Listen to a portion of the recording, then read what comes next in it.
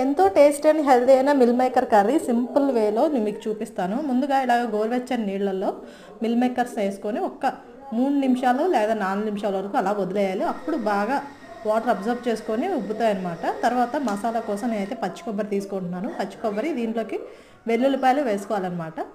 ఒక ఇలాచీ కూడా వేసుకున్నాను, అదే అండి యాలకులు ఒకటి వేసుకున్నాను అనమాట. దీంట్లోకి ఉల్లిపాయలు వేసుకున్నాను, ఇంకా దీంట్లోకి గసగసాలు వేసుకున్నాను,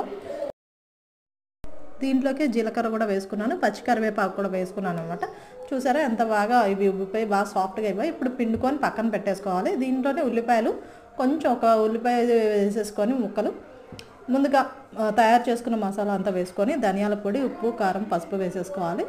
తర్వాత దీంట్లో మిల్ మేకర్ వేసుకోవాలి. కొంచెం నేను చికెన్ మసాలా వేసుకుంటున్నాను. ఇంకా దీంట్లోకి ఇది ముఖ్యమండి, నేనైతే వేసుకుంటాను, మీకు ఉంటే వేసుకోవచ్చు లేకపోతే లేదు, పాలమేగడ అనమాట. పాలమేగడ వేసుకుంటే చాలా టేస్ట్ వస్తుంది కర్రీ మాత్రం.